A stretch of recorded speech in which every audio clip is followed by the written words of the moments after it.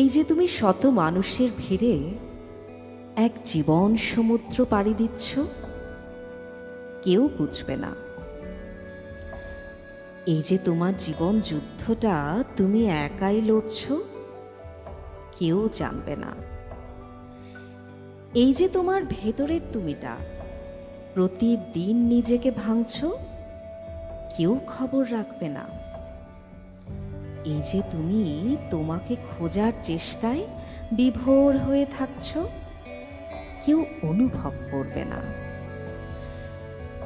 এই যে তুমি তোমার নিজেকে প্রতিবার ছাড়িয়ে যাচ্ছ, কেউ বলবে না।